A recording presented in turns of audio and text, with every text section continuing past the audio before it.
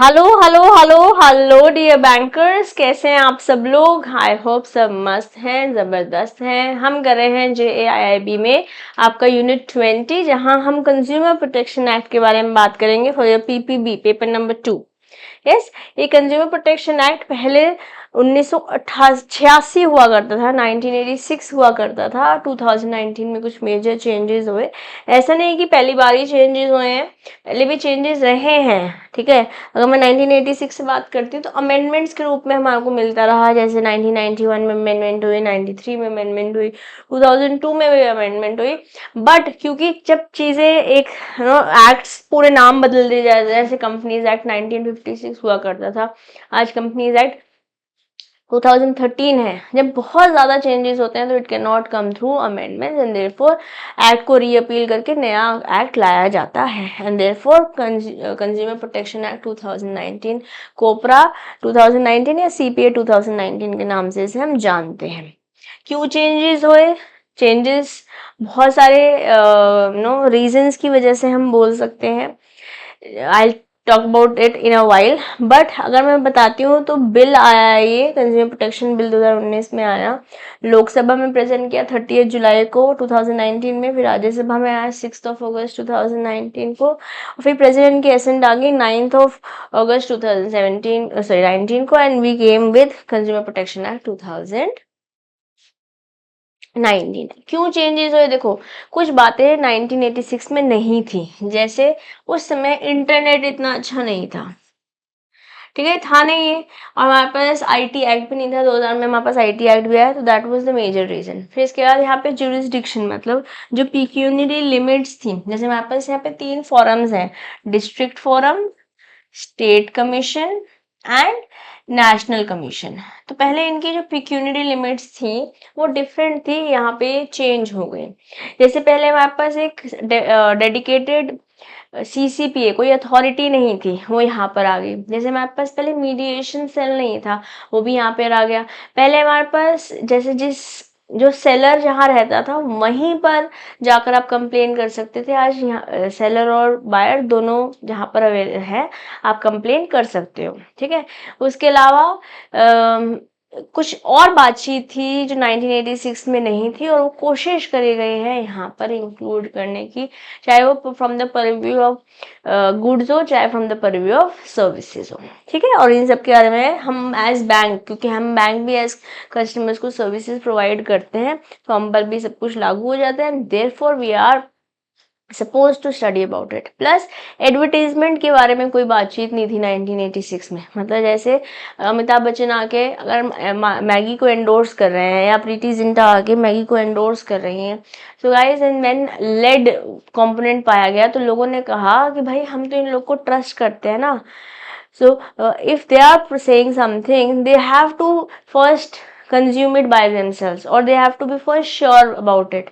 Otherwise, जैसे companies इतनी ज़्यादा ब्लेम करने के लिए, और they should also take the owners, and therefore इनके एडवर्टीजमेंट पर भी जो जो एंडोर्स कर रहे हैं सेलिब्रिटीज, उनके ऊपर भी कंज्यूमर प्रोटेक्शन एक्ट के अंदर कुछ पॉइंटर्स इंक्लूड कर दिए गए। बहुत ज़्यादा डिटेल हमारे सिलेबस में नहीं है इस टॉपिक की, तो मैं बहुत डिटेल में नहीं जाऊंगी। But in case you come from commerce background, तो क्लास 12th में इसकी डिटेलिंग काफ़ी ज़्यादा हमने पढ़ी है, बिजनेस स्टडीज अगर आपने कॉमर्स में लिया हुआ था। ओके, तो हम क्या बोल रहे हैं, कंज्यूमर प्रोटेक्शन एक्ट 2019 में क्या क्या इंक्लूड होता है। Applicable for person consuming goods and services for self consumption. जैसे मान लेते हैं मैंने सामान खरीदा आगे बेचने के लिए, तो मैं क्या कंज्यूमर की डेफिनेशन में आती हूँ कंज्यूमर प्रोटेक्शन एक्ट 2019 के अंदर? नहीं। Yes, so goods for resale, goods for commercial purpose, services render free of charge, जैसे कोई निशुल्क चिकित्सा केंद्र, कोई निशुल्क नेत्र चिकित्सा केंद्र, या कोई फ्री कैंप लगा हुआ है आई चेकअप का, आई ऑपरेशन का, that will not be considered. आपको कुछ देना पड़ेगा, there has to be money in return. Yes, so CCPA sorry consumer protection act 2019 extends to whole of India including union territories, Jammu and Kashmir. पहले जो act था वो नहीं एप्लीकेबल था पूरे इंडिया पर। Okay, Services under contract for personal services are also not included in a consumer's definition. ठीक है, तो सेलिएंट फीचर्स जो हमें दिखे कंज्यूमर प्रोटेक्शन एक्ट 2019 के, यहाँ पे कंज्यूमर राइट्स को स्पेसिफिकली डिफाइन किया है। अनफेयर कॉन्ट्रैक्ट्स इसमें ऐड हो गए हैं, ये हमारे लिए इंपॉर्टेंट भी है, हमारी किताब में मेंशन किया हुआ है, तो एग्जाम में यहाँ से क्वेश्चन पूछा जा सकता है।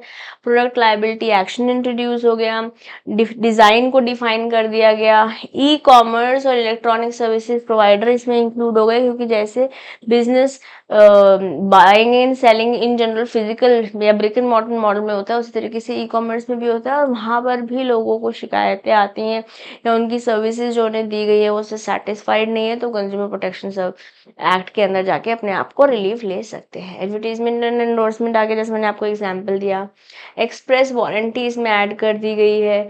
Manufacturer producer product seller product service provider के बीच में डिफरेंस भी बताया गया है। ये कुछ मेजर पॉइंटर्स हैं जो 2019 एक्ट में हमें दिखने को मिले हैं। अब whatever was previously there in 1986 act. Okay, तो वेरियस फॉरस क्या है हमारे पास? फॉरस सीपीए 2019 ने एक ढांचा बनाया है, यहाँ पे कस्टमर को अगर कोई दिक्कत है, कोई परेशानी है, कोई ग्रेवेंस है, कोई डिस्प्यूट है, तो वो इस फ्रेमवर्क को फॉलो करते हुए अपने आप को रिड्रेस दिलवा सकता है। जैसे हमारे पास कंज्यूमर प्रोटेक्शन काउंसिल बन गए। ये काउंसिल क्या है? 3 लेवल्स पे, एट ऑल 3 लेवल्स, चाहे वो सेंट्रल लेवल पे हो, स्टेट लेवल पे हो और डिस्ट्रिक्ट लेवल पे हो, हमारे पास कंज्यूमर प्रोटेक्शन काउंसिल बन गए हैं, जो कि एडवाइस करते हैं on promotion and protection of customer को, कैसे कस्टमर की राइट्स को कैसे बचाया जा सकता है। Then we have CCPA, that is central consumer protection authority. एक ऐसी अथॉरिटी है जो रेगुलेट करती है मैटर्स रिलेटेड टू, अगर मैं एज अ कंज्यूमर मेरी राइट कोई वायलेट हो रही है, then this is what goes through CCPA. Okay, ना कस्टमर डिस्प्यूट रिड्रेसल कमीशन, यह भी तीनों लेवल पे है, सेंट्रल स्टेट डिस्ट्रिक्ट लेवल पर ये हैंडल करते हैं जो भी कंप्लेंट फाइल्ड हुई है at whatever relevant level. ना कंज्यूमर मीडिएशन सेल्स आ गए हैं, ये अटैच्ड हैं to each of these redressal commission, चाहे वो स्टेट लेवल पे हो, चाहे सेंट्रल लेवल पे हो, चाहे वो डिस्ट्रिक्ट लेवल पर हो। These cells tries to dispute settle through mediation, मतलब instead of going through court as a procedure, let's go through mediation. दो लोग के बीच में एक थर्ड पार्टी आती है जो उनको एक बीच का रास्ता निकालने के लिए बेसिकली फॉर द सेटलमेंट कोशिश करती है। Okay, now consumer protection council, central consumer protection council, the central government established cpc, ऐसे स्टेट गवर्नमेंट स्टेट को इस्टेब्लिश करती है, ऐसे स्टेट सेंट्रल गवर्नमेंट जो है वो सेंट्रल कंज्यूमर प्रोटेक्शन को काउंसिल को इस्टेब्लिश करती है। ऑब्जेक्टिव क्या है? प्रमोट किया जा सके, प्रोटेक्ट किया जा सके कस्टमर की राइट्स को। यहाँ पे कम से कम मैक्सिमम कितने लोग हो सकते हैं इस काउंसिल में? 36 मेंबर्स। यहाँ से एग्जाम में आपसे क्वेश्चन पूछा जा सकता है। With secretary in charge of Consumer Affairs as Member Secretary and Minister in charge of the Consumer Affairs, Central Government as Chairperson। तो जैसे यहाँ पर सेंट्रल गवर्नमेंट का है, वैसे ही जब मैं स्टेट पढ़ाऊंगी वो स्टेट गवर्नमेंट का हो जाएगा, बट मैक्सिमम यहाँ पे 36 लोग हो सकते हैं। ओके, जैसे हमने बोला था सेंट्रल गवर्नमेंट सीपीसी बना रही है, ऐसे एसपीसी स्टेट गवर्नमेंट बना रही है। यहाँ पे ऑफिशियल और नॉन ऑफिशियल मेंबर्स दोनों होंगे। जैसे मैक्सिमम मेंबर्स वहाँ 36 थे, यहाँ पर 10 ही हैं। ओके, और वहाँ पे सेक्रेटरी इंचार्ज और मिनिस्टर इंचार्ज थे, यहाँ पे मिनिस्टर इंचार्ज यहाँ पर भी हैं, बट वहाँ पर सेंटर वाले थे, यहाँ स्टेट गवर्नमेंट वाले हैं। ओके, फिर हमारे पास डिस्ट्रिक्ट कंज्यूमर प्रोटेक्शन काउंसिल है। ये जैसे सेंटर ने सेंटर को बनाया, स्टेट ने स्टेट को बनाया, बट डिस्ट्रिक्ट भी स्टेट ही बना रही है। ओके, यहाँ पे डिस्ट्रिक्ट कंज्यूमर प्रोटेक्शन काउंसिल बना है, जहाँ पर भी ऑफिशियल नॉन ऑफिशियल मेंबर्स हैं, जैसे कि बता रखे हैं। और जैसे वहाँ पर दोनों ही जगह, चाहे वो स्टेट में देखा चाहे सेंटर में देखा, यहाँ पे minister in charge of consumer affairs related to centre वाले सेंटर में, स्टेट वाले स्टेट में एज चेयरपर्सन। यहाँ पर कौन है chairperson? District councillor, sorry district collector, DC जो है, district collector is going to become the chairperson of this council. ठीक है, now central consumer protection authority, जो सीसीपीएस के मेन फंक्शंस क्या है? प्रोटेक्ट करना, प्रमोट करना, एनफोर्स करना rights of consumer as a class, prevent violation of consumer rights under the act, to prevent unfair trade practices, to ensure कोई false misleading advertisement ना बनाया जाए, and to ensure no person publishes false misleading advertisement. जैसे आपने देखा होगा previous time में there was a company who basically is into water purification, but then they in during the time of COVID or so वो लेकर आए थे आटा making machine, and they were basically downgrading one class, certain class of people, especially people who are house helpers. Okay, but then since there was objection raised, तो publicly apologise भी किया था इस कंपनी ने. प्लस आप देख सकते हैं जैसे एक कंपनी थी जो गोरा होने पर फोकस करती थी, but we as Indians our skin is we are brown skins or yellow skinned people, and why do you want to make things people fair? दिमाग में क्यों डालना लोगों के, तो उनको अपना नाम चेंज करना पड़ा इस पूरे प्रोसेस के अंदर. यस, चलिए आगे बढ़ते हैं. पावर ऑफ सीसीपीए, जैसे हमने फंक्शन देखा, जैसे पावर भी इंक्वायरी कंडक्ट करा सकती है, ऑर्डर दे सकती है कि अपने गुड्स को वापस बुलाओ, ऑर्डर से दे सकते हैं कि एडवर्टीजमेंट को डिसकंटिन्यू करो. पावर है कि सर्च भी कर सकती है किसी की प्रीमाइसेस को, सीज भी कर सकती है. A person aggrieved by any order pass by the CCPA और central authority may file an appeal to national commission. यहाँ से एग्जाम में क्वेश्चन पूछा जा सकता है, अगर कोई सेंट्रल अथॉरिटी से सेटिस्फाइड नहीं है तो किसके पास जाए, वो अपील लेके जाएगा नेशनल कमीशन के पास. कितने दिन के अंदर? Within 30 days from the date of receipt of such order. जिस दिन से ऑर्डर मिला उसके 30 दिन के अंदर. यहाँ पे डेज बहुत इंपॉर्टेंट है, चाहे यहाँ पर चाहे डिस्ट्रिक्ट से स्टेट पे जा रहे हो, चाहे स्टेट से नेशनल पे जा रहे हो, और नेशनल से सुप्रीम कोर्ट के पास जाने के पास भी हमारे पास प्रोविजन है. ठीक है, मूविंग फॉरवर्ड. पेनल्टी, मान लेते हैं कोई बंदे ने कोई डायरेक्शन आई थी सेंट्रल अथॉरिटी से, वो फुलफिल नहीं करी, तो उसको जेल हो सकती है 6 महीने तक, या फिर फाइन देना पड़ सकता है 20 लाख रुपए तक, या दोनों ही, मतलब 6 महीने की जेल भी 20 लाख का फाइन भी. ओके, तो दिस इज इम्पॉर्टेंट. ना कोई भी मैन्युफैक्चरर है, कोई सर्विस प्रोवाइडर है जिसने हु कॉजेज अ फॉल्स और मिसलीडिंग एडवर्टीजमेंट, उसको पनिशमेंट मिलेगी, इम्प्रिजनमेंट भी हो सकती है 2 साल की, और पनिशमेंट जो फाइन देना पड़ेगा वो देना पड़ेगा 10 लाख रुपए का.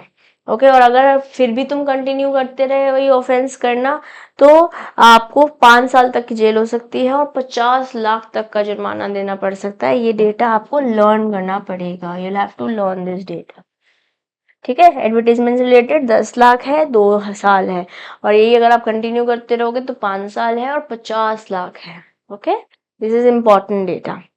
ना अभी एक जिस्ट में मैं आपको यहाँ बता रही हूँ 2019 में जो चेंजेस हुए हैं और रिसेंट टाइम में भी जो चेंजेस अमेंडमेंट्स हुए हैं, और फिर हम नेक्स्ट स्लाइड से एक बार पढ़ लेंगे. डिस्ट्रिक्ट फॉरम में अगर आपकी प्रोडक्ट या सर्विसेज जो आपने एज कंज्यूमर ली है उसकी वैल्यू 50 लाख से नीचे है तो आप डिस्ट्रिक्ट फॉरम जाएंगे. अगर आप यहाँ से सेटिस्फाइड नहीं है तो आप यहाँ से यहाँ जा सकते हैं विद इन 45 डेज. पहले 30 डेज हुआ करता था, बट अभी 45 डेज है. ओके, रिव्यू होगा 30 days from the date of the judgement. अब अगर आपका 2 करोड़ से नीचे, 50 लाख से ऊपर 2 करोड़ से नीचे प्रोडक्ट्स और सर्विसेज की वैल्यू, तो आप स्टेट कमीशन डायरेक्ट जाएंगे. आप यहाँ से सेटिस्फाइड नहीं है तो आप नेशनल कमीशन जा सकते हो, बट यहाँ पे डेज है 30 days from the pass of order. ठीक है, और जो भी अवार्ड पास किया होगा स्टेट कमीशन ने उसका 50% आपको जमा कराना होगा नेशनल कमीशन के पास. 2 करोड़ से ऊपर के प्रोडक्ट्स और सर्विसेज है तो आप नेशनल कमीशन के पास जाएंगे, और यहाँ पे भी आप सेटिस्फाइड नहीं हो तो आप सुप्रीम कोर्ट ऑफ इंडिया के पास जा सकते हो with in 30 days from pass of order. Okay, और यहाँ पर भी आपको 50% ऑफ द अवार्ड जो नेशनल कमीशन ने बोला है वो सुप्रीम कोर्ट के पास जमा कराना होगा. आपको यही बात याद करनी है, ये छोड़ देते हैं, ये आपके लिए इम्पोर्टेंट नहीं है, मुझे डिटेल में अदरवाइज रिव्यू बताना पड़ेगा. Okay, we can ignore this. Let's continue with the data that is relevant to us. Okay, now let's get going. Consumer Dispute Redressal Commission, District Consumer Dispute Redressal Commission है. पहले यहाँ पे एक president होगा, 2 other members होंगे, जिसमें से एक मेंबर को वुमेन होना पड़ेगा.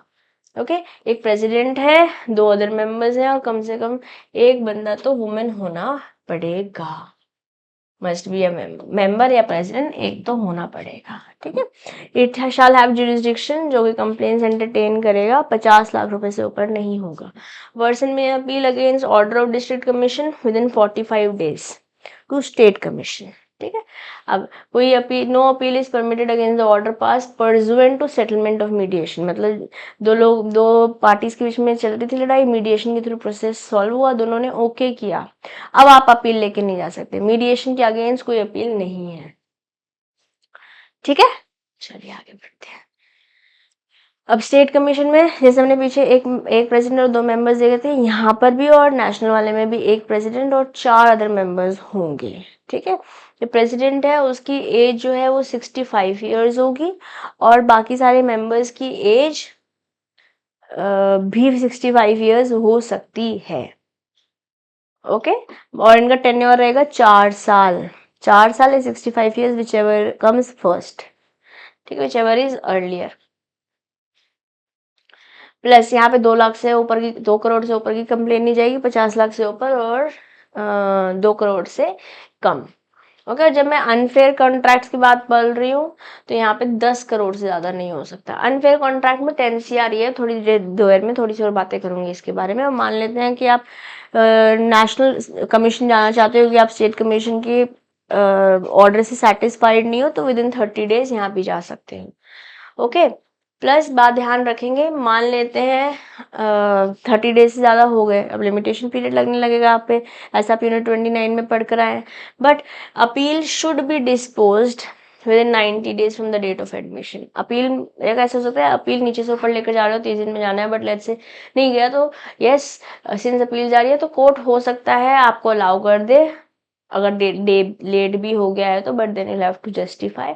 प्लस अगर जब नेशनल कमीशन के पास गया है स्टेट कमीशन से, तो नेशनल कमीशन को 90 डेज में इस पूरी कहानी को रफा दफा करना पड़ेगा, बोले तो डिस्पोज ऑफ करना पड़ेगा, ओके। नेशनल कमीशन में भी एक प्रेसिडेंट होंगे, 4 अदर मेंबर्स होंगे। यहाँ पर एज जो प्रेसिडेंट की है वो 67 ईयर्स है, और बाकी अदर मेंबर्स की 65 ईयर्स है। मैक्सिमम टेन्योर यहाँ पे 5 साल हो सकता है, कहाँ लिखा है सब बात है, लिखा होगा, अभी मिलेगा। 2 करोड़ से ऊपर है, यहाँ जाएंगे, अनफेयर कॉन्ट्रैक्ट है तो 10 CR तक हो सकता है, ओके। यहाँ पे भी एक बंदे को मोमेन होना पड़ेगा।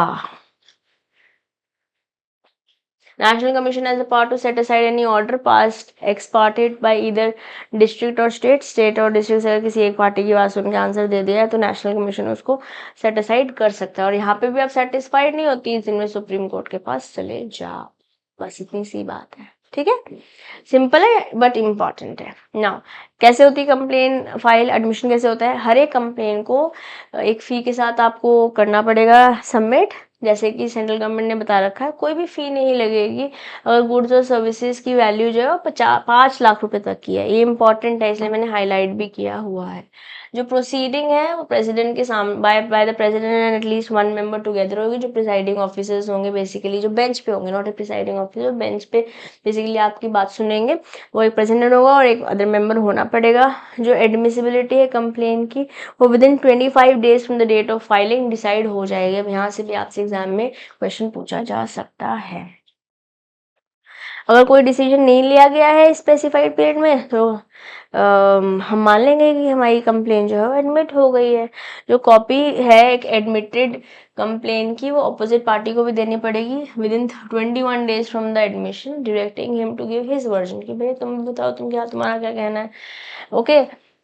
वर्जन विद इन 30 डेज और ग्रांटेड एक्सटेंडेड पीरियड ऑफ 20 और 15 मोर डेज। वैसे मतलब 30 दिन का पीरियड मिलता है कि अपनी अपनी कहानी सुनाओ, बट अगर अपनी कहानी 30 दिन में नहीं आई तो 15 दिन का एक्सटेंशन मिल सकता है। अगर ऑपोजिट पार्टी ने डिनाई किया या डिस्प्यूट किया कि उसके ऊपर जो एलिगेशंस लगाए गए हैं, आरोप लगाए गए हैं वो झूठे हैं, ओके, और fails to represent his case within the allowed time, the district commission will proceed to settle the dispute, ठीक है। और for goods required testing, a sample of goods obtained, sealed and authenticated is referred to an appropriate laboratory और उसकी report की finding भी with in 45 days आ जानी चाहिए। सारा डेटा इंपॉर्टेंट है, यहाँ से एग्जाम में क्वेश्चन पूछा जा सकता है।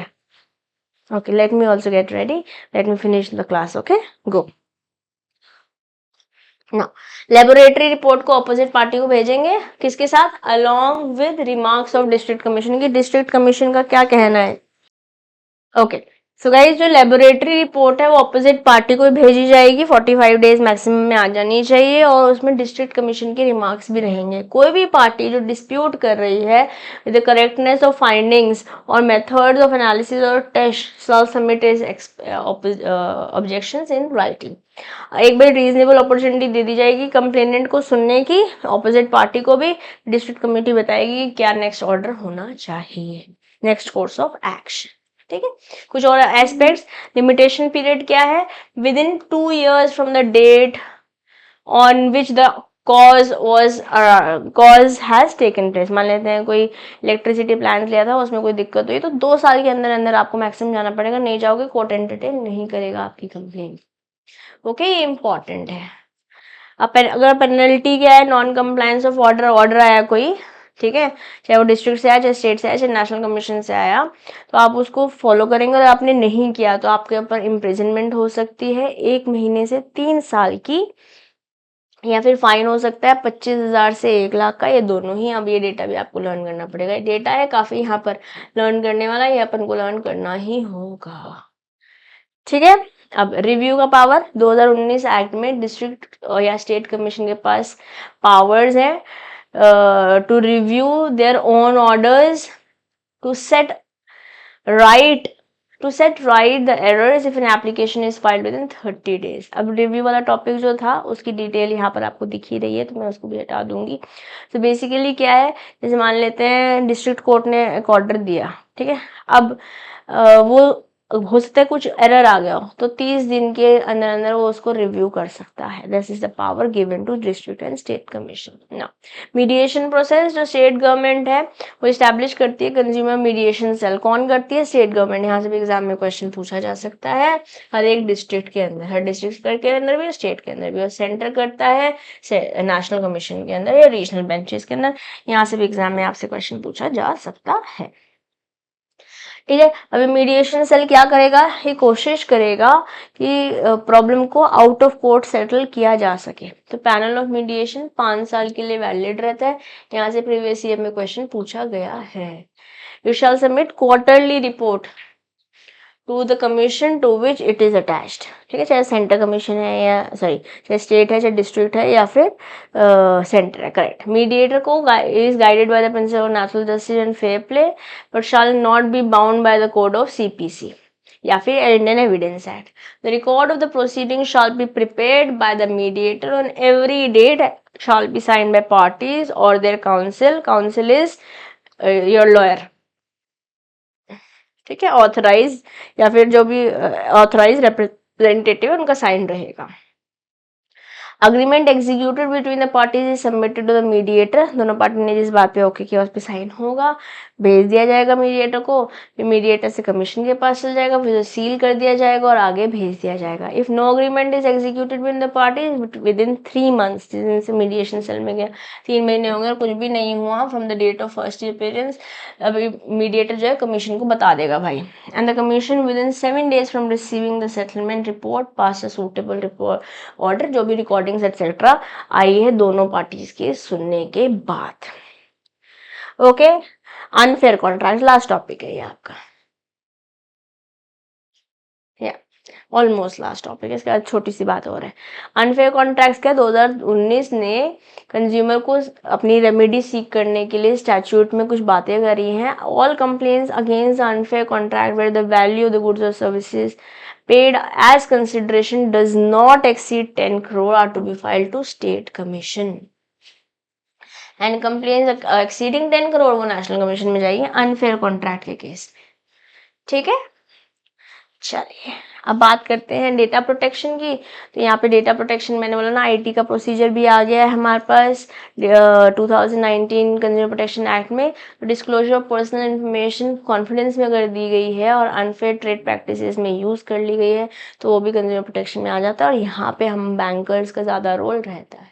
ओके, सीपीए है एंड बैंकिंग सर्विसेज, कुछ एरियाज डेफिशिएंसी ऑफ सर्विसेज में लाई जा सकती हैं और हमको ध्यान रखना है, जैसे refund of deposit, wrongful dishonor of check, wrongful dishonor of draft, non credit of check tendered, default by business correspondent, non issue of receipt and non crediting the amount, not crediting public issue subscription to issuer's account.